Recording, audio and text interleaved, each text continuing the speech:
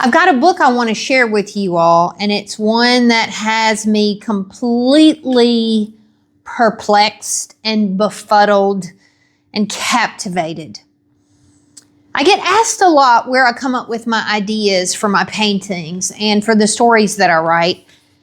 And I teach, where do you get your ideas? From our observations, from our imagination, from our memory, and from our emotions. But I've really got to consider the impact that books and words have on us when they trigger an idea. This book is one of those because it makes me stop and consider a point of view that I never even fathomed. And a lot of times it's disturbing. It bothers me. I'm uncomfortable with what I'm reading, and I love that about this book. It's called The Dictionary of Obscure Sorrows by John Koening. It's a small book. And the premise of it is, it defines new words for emotions that we all feel but don't have the language to express. By turns poignant, relatable, and mind-bending, the definitions include whimsical etymologies drawn from languages around the world, interspersed with otherworldly collages and lyrical essays that explore forgotten corners of the human condition. A truly original book, The Dictionary of Obscure Sorrows, is for anyone who enjoys a shift in perspective, pondering the ineffable feelings that make up our lives, which have far more in common than we think. So within the pages, it's filled with delicious words. Many of the words I don't even know how to pronounce.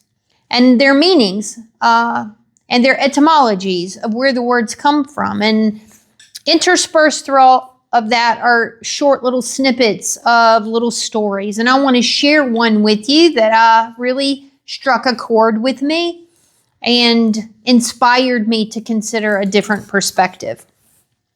This one is called Ludalica.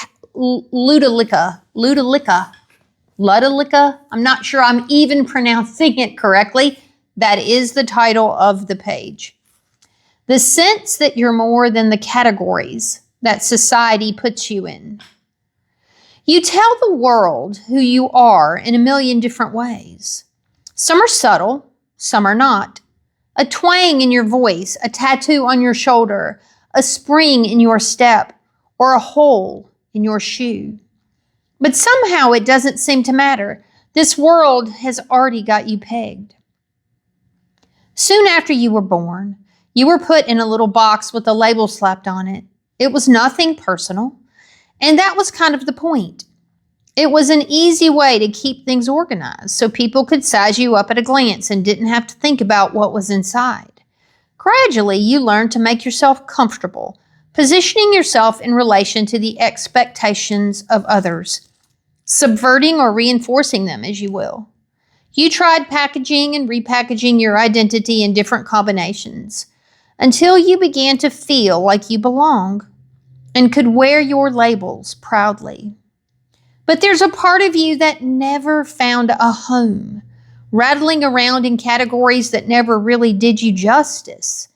You look around at other people trying to judge how loosely they fit in their own lives, sensing a knot of confusion hidden beneath a name tag. And you realize we're still only strangers, though we already think we know what the other is going to say. As if the only thing left to talk about is who belongs in what category and which labels are right or wrong. It's an open question why we sort ourselves into categories. Maybe it's the only way to stay sane in a society full of strangers, so you don't have to wade through a thicket of individuals just to pay for your groceries. We put in boxes to get on with our day, to feel connected with each other or feel like we're part of something, because we're afraid that if there was nothing to contain us, we'd melt into the air. You can't help but wonder what would happen if these boxes began falling apart. If each of us took the time to write our identities by hand, speaking only for ourselves in our own words. Taking our chances out in the open, meeting each other as we are, in all our wholeness and strangeness. Finally gathering the courage to ask, what is it like being you? While being brave enough to admit that we don't already know the answer. Maybe it'll mean that we finally arrived, unpacking the boxes to make ourselves at home. Maybe someday our grandchildren will listen to our stories of how we treated each other back in the day, and they'll struggle to believe it even happened in the first place. How could we manage to live in the same house for so long, but never stop to introduce ourselves? That's quite profound to me. And I don't have the answers in response to how I feel about that passage yet. I only know that it struck a chord. And in striking the chord, it causes me to pause and consider and to evaluate how I feel about that. When I'm thinking about creating a painting, I choose to create paintings connected to ideas that relate to a point of view. Why is that? Because I am very aware at my age, I'm 57, of how incredibly short life actually is. It flies by. I'm gobsmacked that 57 years of my life have already passed. I'm grateful for every minute. But I don't want to spend another minute moving forward that I'm gifted doing things that are not resonant in my heart and in my spirit as important to me. It could be I simply want to choose an idea that brings me joy. It could be that I choose an idea that I want to be uplifting to others.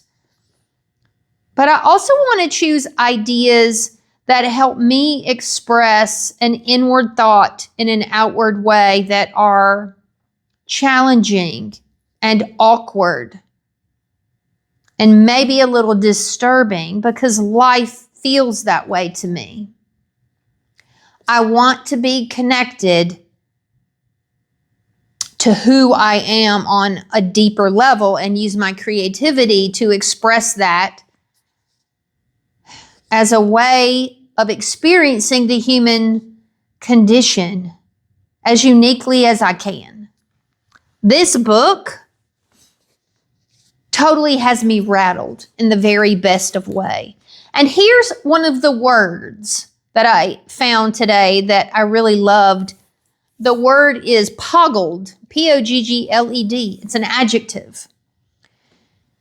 Shocked upon looking twice at something you see every day and catching an obvious detail you never noticed before.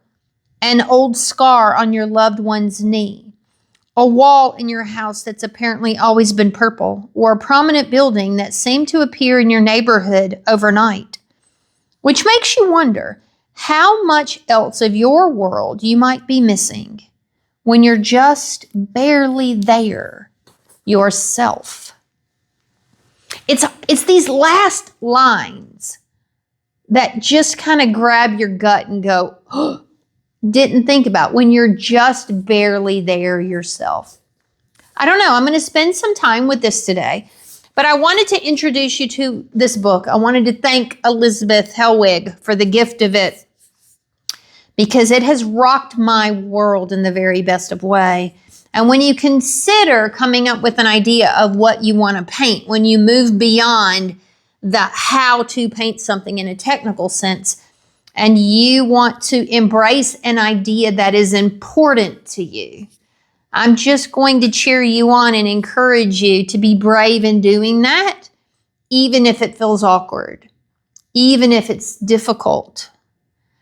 Because we have such a short amount of time in this human experience that we have together on this spinning rock.